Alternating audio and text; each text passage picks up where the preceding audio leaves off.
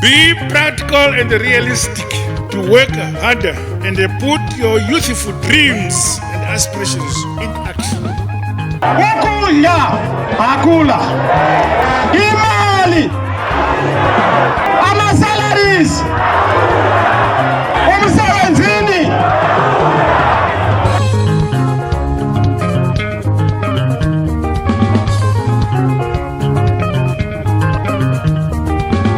Mosanenyu wana baba ndimi makaramba kuterera mashoko zinodiwa na musiki chonaika satanika.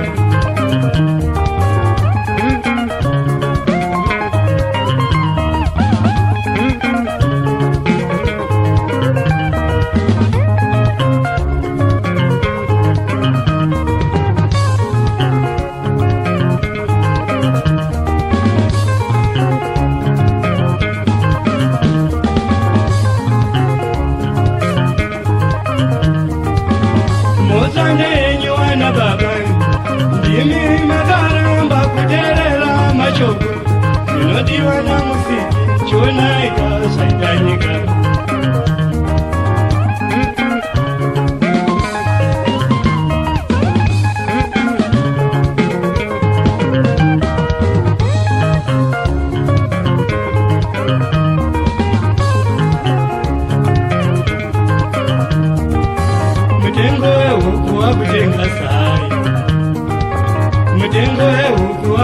This is the Free Talk.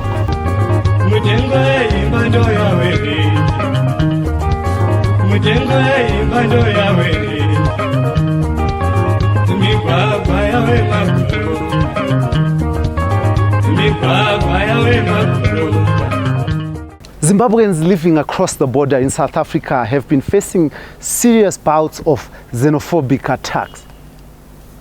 Some in South Africa have been calling for Zimbabwean nationals living in those countries to be sent back home. An unfortunate incident where one Zimbabwean was stoned live on camera and set to ashes, where South Africans are accusing Zimbabweans of taking their jobs from them, and also are accused allegedly for being involved in crime in that country.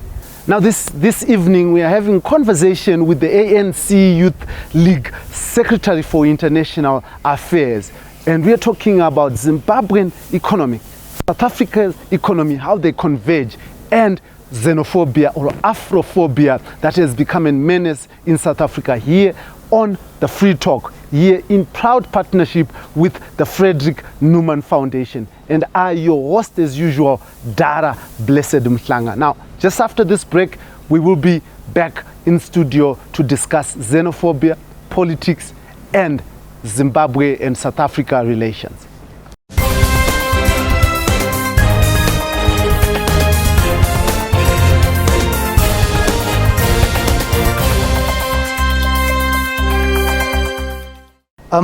Welcome, Kulekani, from the ANC Youth League, the Secretary for International Relations. Now you are in Zimbabwe, and you know, Zimbabwe and South Africa, there has been a little bit of some problems around xenophobia, but you have spoken strongly against xenophobia. Now, can we just understand the position of the ANC Youth League on xenophobia that's happening in South Africa? Thank you so much for having us, and it has been quite a pleasant stay in Zimbabwe.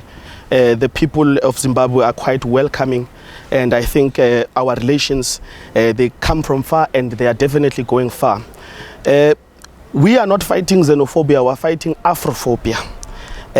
We think that it's important that we distinguish the two. But to answer your question, there are isolated incidents in South Africa that result with the people deciding to throw all their problems on Zimbabwean nationals, but basically foreign nationals. So as young people of the ANC, we are saying that there is no liberation of South Africa without the help and the hand of the Zimbabwean nation. In fact, we asked Zimbabwe to delay its land reform program so that we can attain our freedom in South Africa. Now, Zimbabwe was able to do and grant such favors for South Africa. Zimbabweans were able to delay a very principal matter of land on the basis of supporting South Africa. Why can't we, for a brief moment, understand that there are sanctions and embargoes imposed on the Zimbabwean nation? Zimbabwe is not struggling because they are not educated. Zimbabweans are quite highly educated. They do things for themselves. And Zimbabweans are very good in farming. They create their own food. So everything that is said to be a problem in Zimbabwe is as a result of what happened and how Zimbabwe was targeted. We know that the Zimbabwean government was targeted on the basis of supporting Comrade Kabila when he was under siege. Since the government of Zimbabwe took that decision to send troops to the DRC, there has been a very hostile response from the powers that be in the world. Now, the problems we face in South Africa, our people need to engage with each other. They need to talk with each other. We are family. We need to engage and talk. But what we will not subscribe to is a phenomena of populism on television where somebody just decides to jump like a popcorn and just tries to demean. So much blood was laid on the ground for this liberation. For SADC to be where it is, we did not just wake up and say we wanted freedom. We know it started in Ghana with Kwame Nkrumah. But let me just stop your thought there. It appears that some of your leaders in the ANC, who are also government ministers, have been are making utterances that look as if they are supporting Operation Dudu. The official position of the African National Congress is that we don't support vigilantism, number one. We think that vigilante groups must be put in prison because we have laws in South Africa. We've got the South African police. If you feel somebody is breaking the law, why must it be given a nationality to say that you are a national, you are a criminal and you have a tag? Why can't a criminal just be declared a criminal? So we don't think that crime in South Africa must wear a flag of Zimbabwe or any other country, especially a country that helped us so much. We will not get anywhere if we don't engage and talk to each other. Zimbabwean citizens, currently they possess land. We don't possess land. Instead of engaging you to say, how can we learn from your land project and how do we improve and apply it in South Africa? We are too fixated on petty things. People in South Africa are fighting over a job at ShopRite or a spaza shop. When we've got so many resources in our country, we can't be fighting over petty things like that. Aren't Zimbabweans taking South Africans' jobs in South Africa? Because that has been the major issue that Zimbabweans I don't think so, my brother, because for me to even be qualified to get that job, I personally was taught by a Zimbabwean national, maths and science. So for me to even get to that stage, you find that a lot. That's why I'm saying we stay with Zimbabwean nationals in our communities. It's very difficult to tell when you're in South Africa whether you are a Zimbabwean or not. Right? That's why the police have to be creative and ask people, what is this? You saw that video. It takes us back to the oppressor who arrived in Africa and started measuring our noses, who started measuring our ears and all of that. We cannot be part of that as young people in 2022. We do not subscribe to anything that wants to divide Africa. We were not there in the Berlin meeting which decided the borders of this continent. And we are saying that for thousands of years, Africans have been staying together in harmony. All of a sudden a white man comes and draws a line, and it is us who want to implement this line. We don't want to be part of that. We don't support vigilantism. We believe that for Africa to find the prosperity it deserves, it will never happen outside of unity. It will never happen outside of engagement.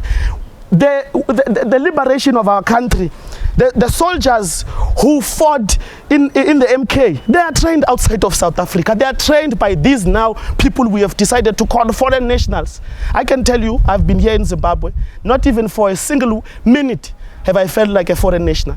And I want to say that on behalf of young people of the ANC, Zimbabweans are welcome in their own home. We want to say there must be a ban on something called a student permit. Why am I different? Why must a Zimbabwean national, a child of Zimbabwe, pay twice the money that a South African child pays? When the liberation movement was able to even educate the people who are in government that you speak of. The people who are in government that you speak of, who went to train outside, they did not train themselves. They were assisted by the so-called foreign nationals. So we need to get off this high horse as a people. And it is important for young leaders in South Africa to inculcate political education. Our people need to move away from the lifestyle of focusing too much on savannah and hubbly-bubbly. We need to focus on mineral resources. I was so impressed by the president of Zimbabwe, President Emmerson Mnangagwa, His Excellency, who today, instead of just focusing on giving young people pamphlets and t-shirts, he gave young people seeds of maize. We should stop fixating on giving our people pamphlets and giving them slogans only when our people are hungry. Our people have been screaming. They are hungry, they want employment, they want opportunities. But don't you think that's the problem of Africa? Always dishing out freebies. Yes, that is the problem. And it is the problem always going to ask for donations in the IMF, all of that. We are engaging the leadership. We understand the circumstances that we're in. And our people, you know, Africa is the richest continent in the world. But its people, it is because we focus on impressing the white man instead of focusing on engaging each other and sitting down and talking about what are the possible solutions. Where are the brains of Africa? They are living because we do not capacitate them. We do not care about the academics of the country. Like I said, instead of focusing on how many programs we have as young people, what are the interrelations in business, etc. Why are we not buying our own products? Why are South Africans and Zimbabweans not selling each other products that are made by the black man? But we fight for the attention of a white person. We fight to have a pat on the shoulder from the British Queen. And when the president gave the young people seeds of maize, that is very symbolic, because he is saying that young people need to stop being given the fish. And he is saying that utilize these seeds to learn how to farm so that you don't go around begging for money, but you are able to grow your own food. That's where we must go. We must grow our own food. We must sell and buy our own products. We are busy fixated on products of America. The CEO of McDonald's will never come to South Africa, for instance, but was too focused on protecting what is called investment. You know, when politicians want to be floozy, they will use this word investment. So the people that have been downtrodden by the system, which is apartheid, we understand they've had to go through what they've went through. We now have political freedom. We want to attain economic empowerment, which is a journey that is more difficult. We are not going to do this if we are fixated on pettiness. And for as long as we do not inculcate political education in basic education, we will not have a liberated Africa, because it is one thing to liberate me and take off the chains. But if you fail to liberate the mind, then there is no liberation. But there's this aspect of African leaders being corrupt and protecting themselves and each other across borders that is being seen as the most problematic issue instead of this white man that you talk about. Yes, you know, corruption is a huge problem in the continent. Our leaders, I don't know, sometimes, you know, we attribute it to the fact that they really struggled to get to us to where we are. But that does not ratify or grant them the permission to steal from our people. We do not care how many apartheid agents you killed and what you did and how of a hero you are. We put you in government today, you steal a single cent. We cease to remember all these things that you've done, because you can't argue that you are for liberation and therefore mutate into the enemy of the liberation. The enemy of the liberation of Africa is even inside our movements. And we are saying corruption must be killed. There must not be corruption in Africa. But you talk about killing corruption, you talk about not having corruption, but you don't do anything to it. I mean, South Africa has been going through the state capture issues around President Zuma. That we've got the highest convictions of corruption in the continent. The fact that you know that there's corruption in South Africa is because we are confronting it. It is us who expose corrupt politicians. We have something now called the step aside, where even if you are not convicted, but on the basis that you are in court, you must step aside and protect the image of the organization. That is the kind of leadership that we want from African leaders. We want noble statesmen. Statesmen who are not tainted or influenced by any forces whatsoever. The only people who must influence leaders of Africa and who must tell them what to do, it is the voter and the citizens of our respective nations. We think that the issue of what we term Afrophobia in South Africa is something that we need to confront by ensuring that instead of teaching our young people in primary school about what do you call that thing, the royalty of the British and the Queen and all of that, we need to speak the history of our country. You will be so disappointed to know that our history is not even being told by us, because I maintain we are focused on working at KFC, working at ShopRite. Our parents and our people are busy packing groceries they cannot afford. Even with the money they get, and even with those cents that they get, they still have to buy food in that shop. So what are we doing to fight the imbalances of the past as a people? We are too focused on protesting. We want to ban things. That is not the way of an intelligent African person. We think that if Africa could defeat those who started by enslaving us, we fought them for 300 plus years, we've got potential to take not only the continent but the world somewhere. Tesla just signed a deal now in DRC of cobalt and coltan. How many young people in the DRC or in Rwanda or in Burundi are going to benefit from that? None. You find that these are your leaders that are doing, and we challenge them. That's as a young person, what makes our leaders who they are today? It is because they used to confront and challenge their leaders at the time. Do you think the young people, especially your friends in Zimbabwe, have that capacity of challenging leadership where it goes wrong, or they find it easy to run to South Africa for better jobs? ZANU-PF would not be in power if it did not listen to critical opinions of young people. There is no liberation movement, or there is no movement of this magnitude that can survive for this long without a consistent breeding of young minds. We just saw a very beautiful activity here where young people from all over the country are joyously singing political engagements and speaking policy of the country. That's what we want. So what are they doing in South Africa? You teachers, you said educated people. Yes. They are maids in South Africa. And if this country is so joyous, as you say, what are they doing there? What do you mean they are maids? Who's maids? Who's a maid? Zimbabweans are maids in South Africa, educated Zimbabweans, people who were teachers in Zimbabwe have left their teaching profession to become maids in South Africa. We've got 35% unemployment, my brother. Now, you've got thousands of South African graduates, young and fresh, who are not employed. They literally stand on the robot with their qualification like this. You must have seen the videos. So this is not a problem unique to everyone who lives in South Africa is affected by the unemployment that we find ourselves in. And we aspire and believe in the Freedom Charter of the African National Congress, which says South Africa belongs to all who live in it.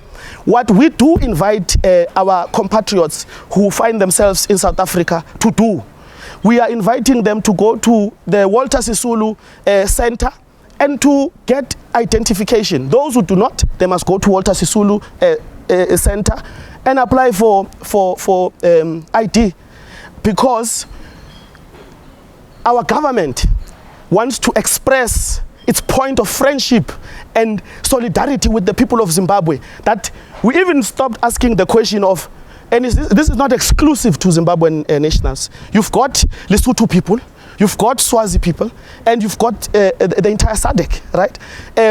So the African National Congress is so deliberate in its drive and wanting of friendship with SADC countries that we opened that center, and we did not ask those people how they entered the country. Yeah, we gave them, what do you call it? This is temporary amnesty, if I can say that. If you come to that center, you apply for an identity document, you will get it without a question of how you entered the country. But your government is not renewing these, and is saying that it has given a moratorium, yes. And they said those who held them should go back to Zimbabwe. But you're saying something different. I'm saying to you that if you are a foreign national in South Africa and for whatever reasons you found your way in the country, we opened a loop for the past 5 years to say that come and apply for identification. Now, in terms of renewing permits, we fight that so much. Because you must understand that in a country like South Africa, there are different interest groups. We've got an infestation of international business which thrives there. The so-called investors, the investors are not happy, this and that. So you've got interest groups which want to please the master. And people who want to please the master, they are everywhere. You know, the enemy will even infiltrate into your home. Now, we are not sleeping. We know that there will be askaris in any revolution. The revolution creates its hero and its betrayer. So, as a young person in South Africa, in the African National Congress, the governing party, I do not support the cancelling of the permits. We've made this very clear. We've even released statements in supporting our compatriots from Zimbabwe. You would know, and this goes to prove my point, that in South Africa, a leader or a minister can say something, but that does not translate to the view of the entire organization. In the ANC, the Youth League is a critical body of opinion, and we're allowed to critically engage. But when we critically engage, we also lobby for our resolutions to be taken. For instance, free education is ours. The land question in South Africa is ours. If you check, the ANC never really wanted to talk about land in the more recent times. We had to fight a policy called willing buyer, willing seller. Even now, we're still fighting for the African National Congress to implement its resolutions. Now, to be young and to lead your constituency does not necessarily mean that you must not engage your party and you must not influence policy in your country. We think that it's important for young African leaders to distinguish the two. I'm an African, and where I come from, I'm Ndebele, by the way. I'm taught to respect my elders. Now, I can critically engage my father and disagree with him on a matter, but that does not mean there's absence of respect. There's a difference between insulting and critically engaging our elders. We sometimes tend to lean towards populism because we want to appear on television, and we use the names of our leaders to demean the revolution. So we think that it's important that young people, especially in the liberation movements, they not only focus on telling the elders what they are not doing. Fix this, fix that. And we need to not only protest, but we need to bring solutions. We need to say to the leadership, we have lost 1 million jobs in South Africa because of COVID-19. Instead of saying, we don't have jobs, we need to be proposing solutions to say that how do we alleviate young people or get the 1 million back into employment. And we think that that's where we must go. And I was so impressed to hear the leadership of young people of ZANU-PF Youth League saying the same thing, that it is time for a young person to work for himself. When do we begin to build Africa? We are too busy talking and negotiating about, I don't know, a plan. Look at the Russians. They took a decision very quickly. They move. What is so difficult for us to be decisive as African leaders? The Pan-African Parliament, we can't even talk about things that are basic, which is service delivery for our people, which is silencing the guns. 5 military coups in the African continent just in 2021. That's embarrassing. There is a drive to dismiss and demean democracy, which people died for, by the way. These coups that we find, I mean, you check Mali, you check Burkina Faso, you check what happened, the most recent country, which is South Sudan, the youngest country in the world. Who has to silence the guns? It must be us.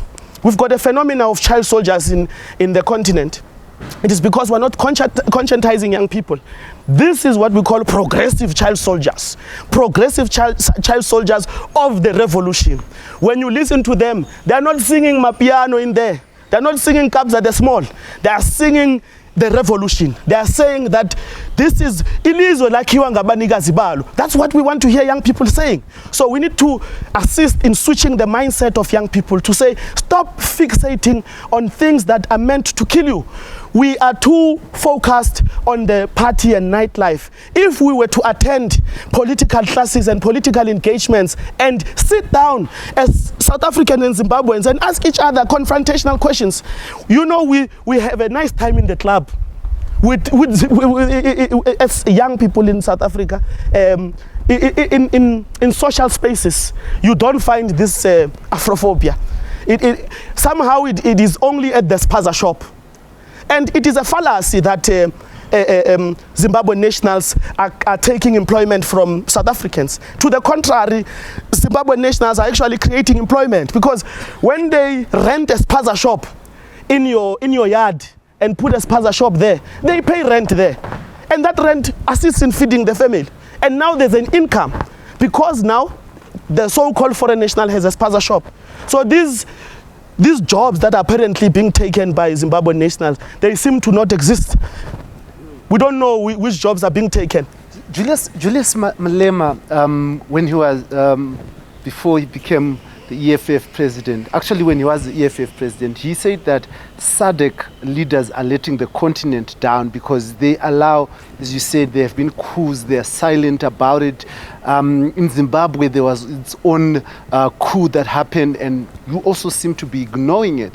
Do you think that you are genuine and fair when you confront, things that do not bring progress to nations, or you protect the history and bonds that you have as liberation movements? We have taken a decision as a country that we refuse to be cornered into this thing of big brotherism. We are not some America of Africa. We have not. There was no conference which sat down and African countries decided that South Africa, you have all the wisdom. What you say is correct. We are not the leader of Africa. We are not the leader of SADC. The sovereign people of Zimbabwe, they are the ones who must engage the issues of Zimbabwe. And likewise, problems and challenges that we face in South Africa, we engage and confront them. Our problem is not the leaders of our liberation movement. It is that Julius you speak of, because he seeks to divide the liberation movement, which took so long to construct. 100 years, my brother. It is the ANC that created him. He is a Frankenstein that we cannot understand. And I want to say to you, he's the biggest liar. Don't be fooled by Julius. We do not subscribe to those politics. The problem we find in SADC is young people refusing to be active. You know, it is so difficult for a young person to just decide to stand up and go vote. We do not appreciate what was sacrificed for us to be able to make that cross. And that is the problem we find ourselves in. Our people, young people, are not participating in this democracy that we speak of. They are not even concerned, because the leaders like Julius, they speak things that are not in the interest of young people. Now, it is us as a generation who must sit down and plot how do we attain this economic liberation, which will solve these problems of, yes, Bani took my job. It is because we are currently economically oppressed. So when are we organizing ourselves? When do we take responsibility?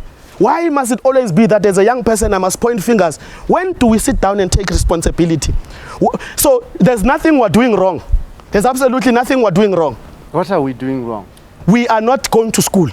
We are abusing drugs. We are killing each other. We are committing crime in all manner of things. We are focused on wrong things as a generation.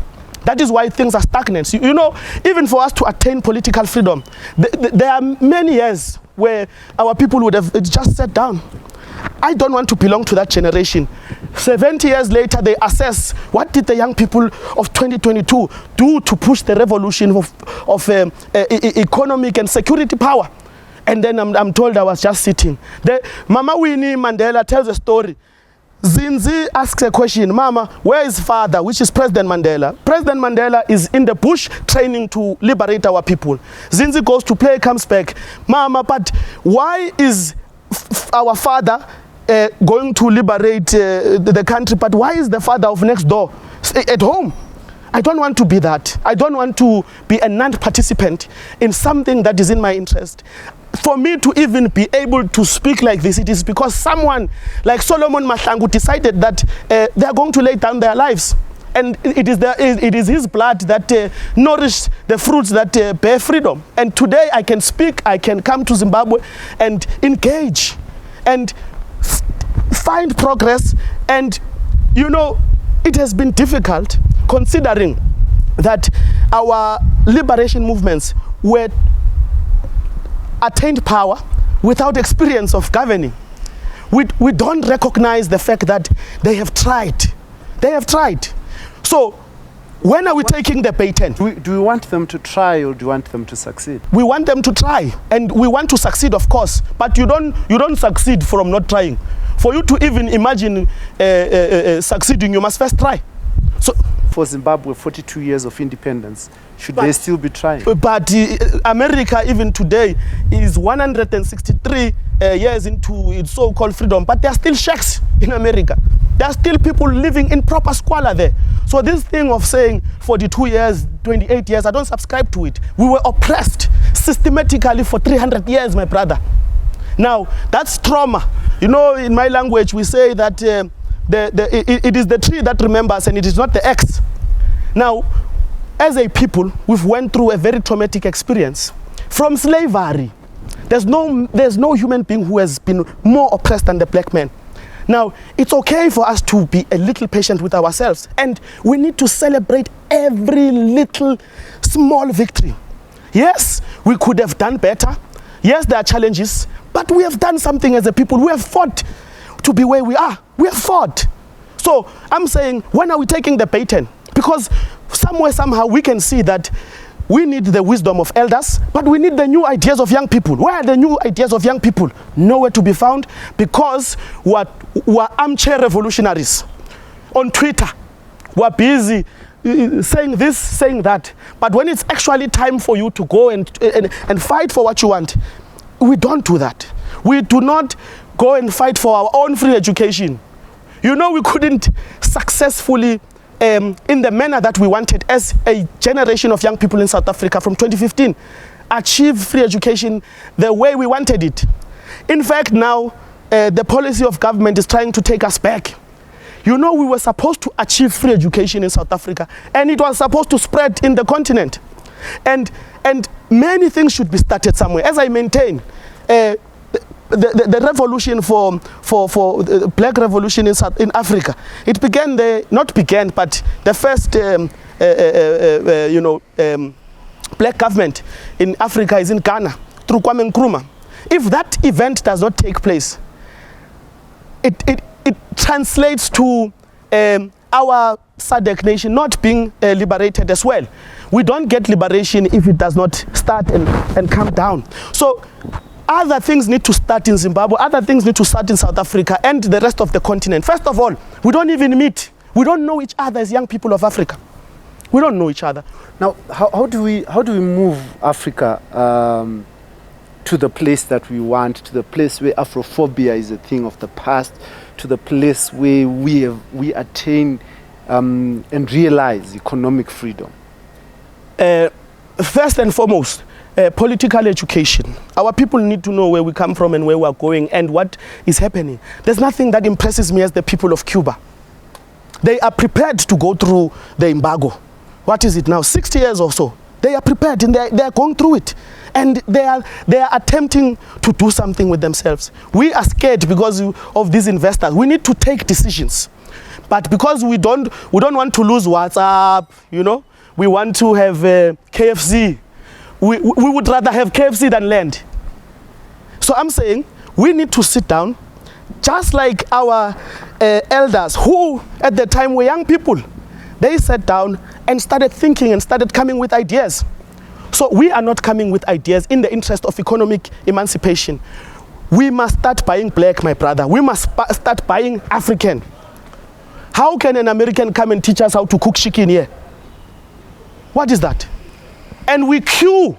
You know, in South Africa, for example, you've got pensioners and you've got social grants. Where do you think all that money goes? It goes to ShopRite, goes to Checkers, goes to KFC, all of that. What is KFC, ShopRite, and all of that doing for the country? We said that we refuse for students to burn down institutions in South Africa because the government has tried. I mean, we've built 2 institutions. What is the private sector doing? Nothing. Yes, we are a developmental state. However, the biggest benefactor of the South African economy is not even in South Africa. We must challenge them. We must tax them. Why is FNB in South Africa capable of building an FNB stadium for the FIFA World Cup in 2010? But why can't they build a university of banking, for instance, finances, whatever? Why can't KFC and McDonald's build culinary schools?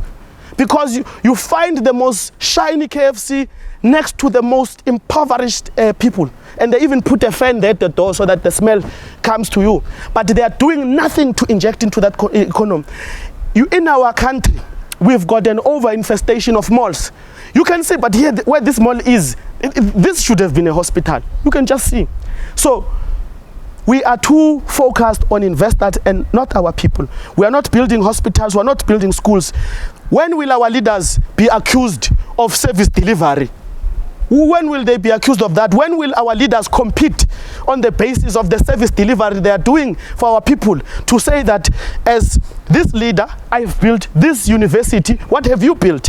Instead, we are being gloated by people, by our leaders to say, I'm not corrupt. Something that must be standard. We cannot clap hands for you for not being corrupt. We want service delivery. We have elected you because we see wisdom in you. We don't elect our leaders to sing and glorify them. We elect them because we believe that they've got the wisdom to change our conditions. So we are an interest group as young people. We are an interest group, and we expect the African National Congress to speak to our interest. We've refused that issues of young people become a one line in the manifesto, for example. The ANC is compelled to take us seriously. We've demanded 40% of young people participating in parliament. For the first time, we have young ministers, something that never used to happen. So we must challenge our leaders and we must respect them in the same manner. And there's a difference as well, which is important now for our leaders to understand. Our leaders must not expect us to fear them. We don't want to fear them. We want to respect them. In fact, a leader that wants us to fear them, we don't fear them. We are just like them.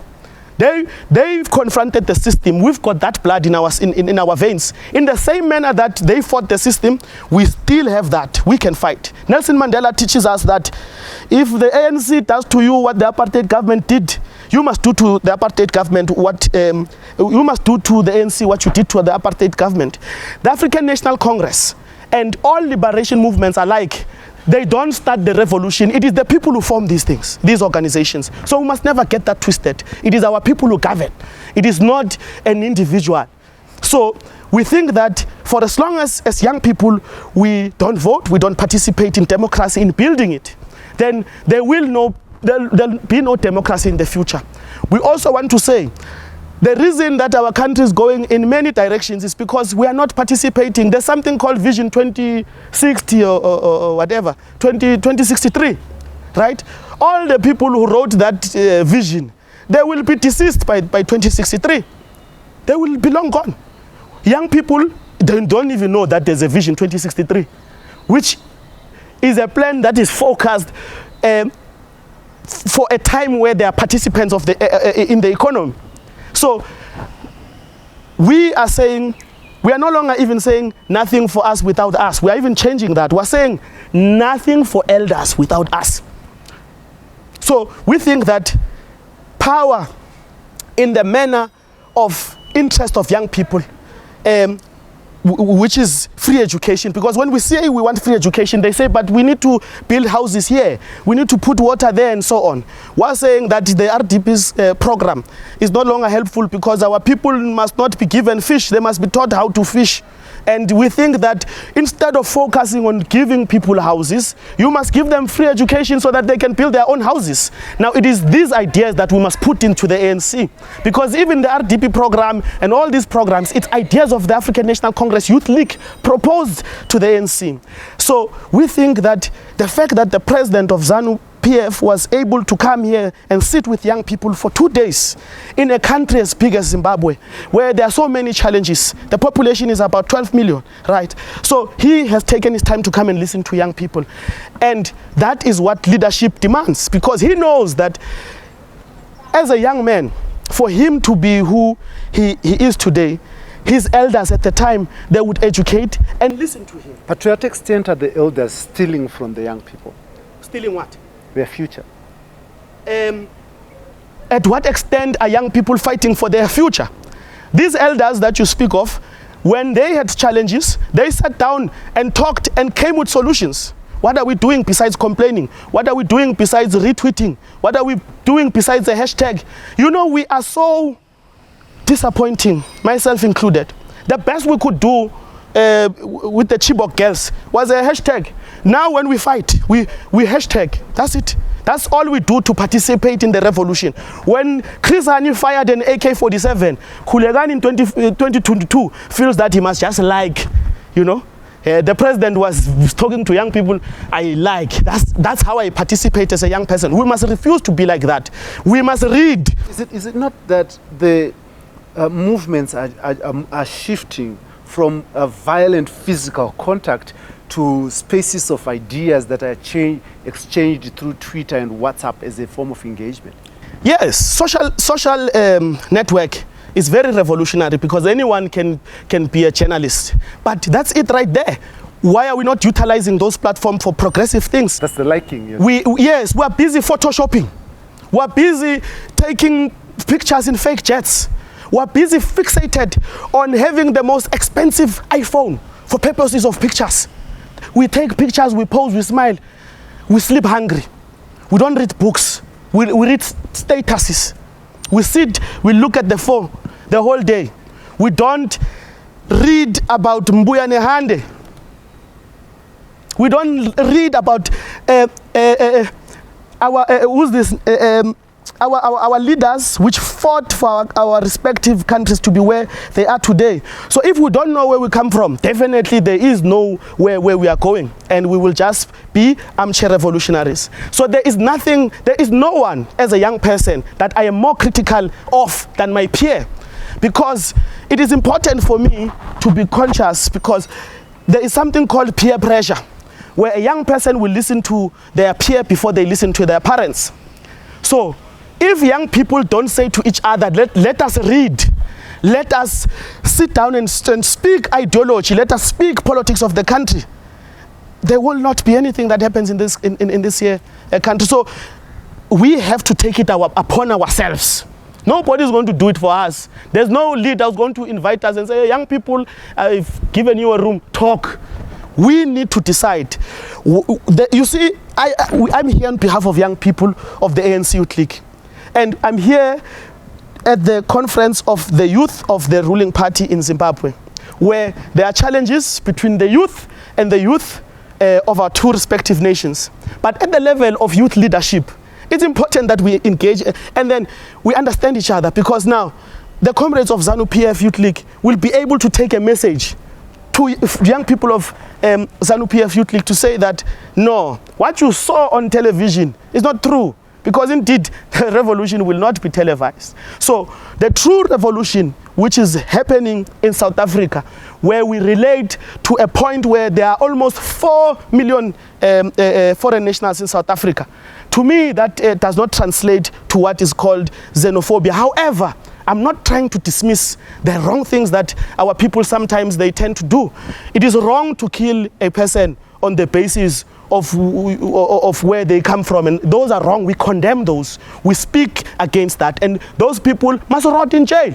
That's what we believe in as the youth of South Africa. But we don't think that we must depend on we must receive each other's views and thinking only on television. We must come to each other's countries and sit down and engage and ask each other the questions that you're asking me.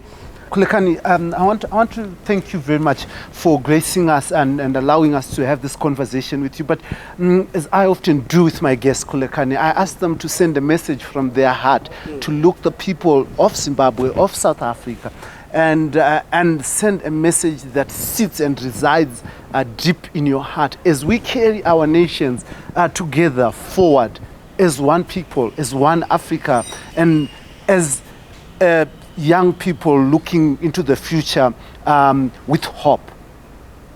Let us not give up on the liberation movement in the continent, because they are a creation of the people, and they have proven to be the only tool currently that our people have, at least to fight for something.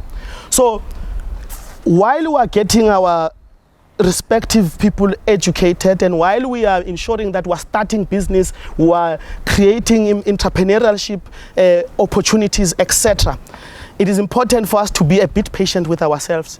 Sometimes we are too angry with ourselves as a black nation. You look at Caucasians, those people, they fight, but they fight inside a hut. When they leave that hut, they are united.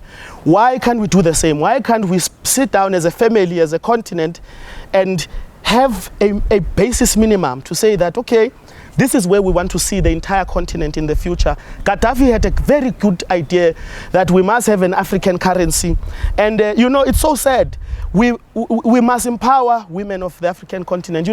The women of our continent, Al Kepulan, they are going through a lot. A woman in Africa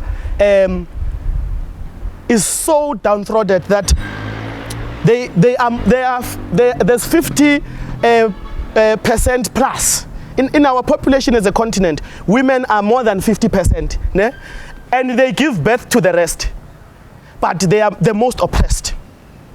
We need to confront that issue, and we need to ensure that the women of Africa, because there is no revolution in this continent without our mothers and our sisters, we need to ensure that we protect them, and we need to ensure that they are empowered, so that the young black child and the young black girl can, for once, have an opportunity to be something. So, young people are oppressed in this continent. We need to unite. We need to know each other. We need to start speaking each other's languages. South Africa, instead of saying Zimbabweans must go, we must introduce Shona in our curriculum. You must do the same here. You must introduce Zulu. And for instance, why can't we just declare Swahili as an example, an official language in the continent?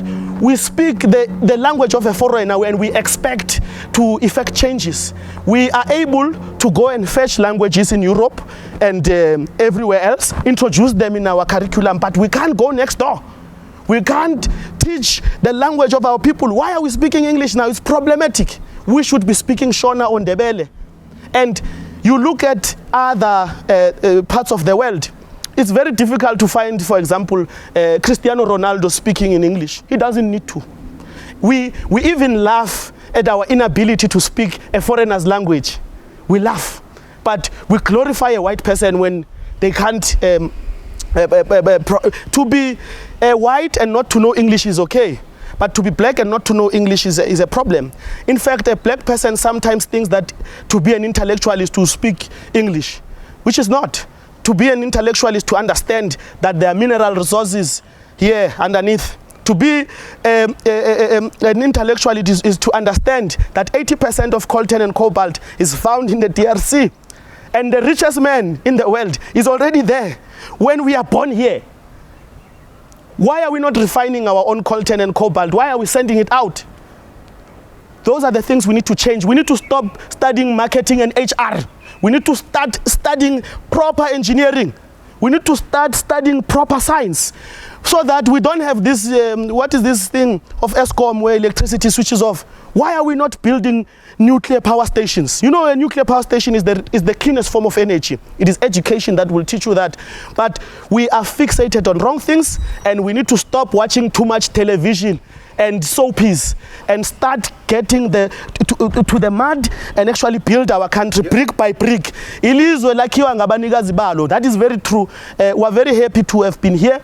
We will keep coming, and we are saying to the people of Zimbabwe, do not fear.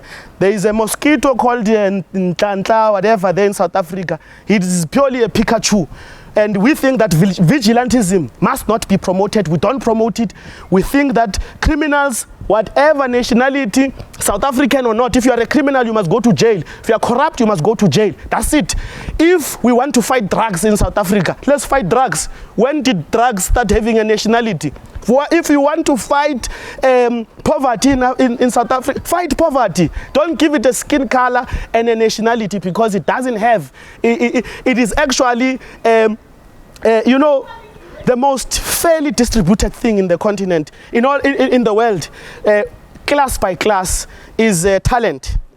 We are not harnessing talent. We need to harness talent. We need to identify the Einsteins of Africa and capacitate them and be deliberate about programs of educating future scientists who must come here and build our roads. We hire people from outside to come and build roads because we don't want to go to school. Let's go to school and build our countries respectively. Thank you so much, my brother. No, thank you very much. Ngiyabonga, ngiyakuhlonipha. Thank you very much for being here with us and for sharing your insights. Now, Africa, as Kulekani was saying, belongs to all of us.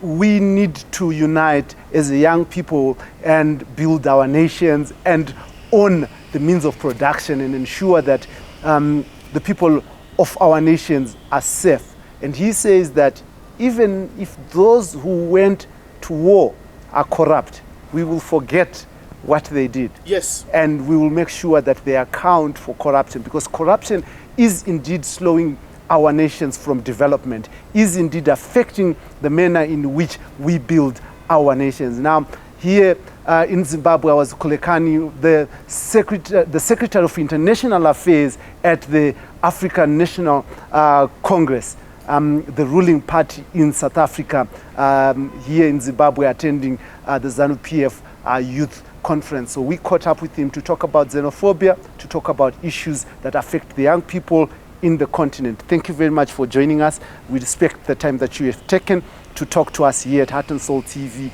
and Radio, in proud partnership with our partners, Frederick Newman Foundation, who bring you this program, Free Talk, a free nation, a free people talking to each other and not through each other, and allowing ideas to be exchanged. I am your host, as usual, Dara Blessed Mhlanga. Until next time, thank you for watching. Thank you. Thank you for having us. Beautiful, beautiful. Yes.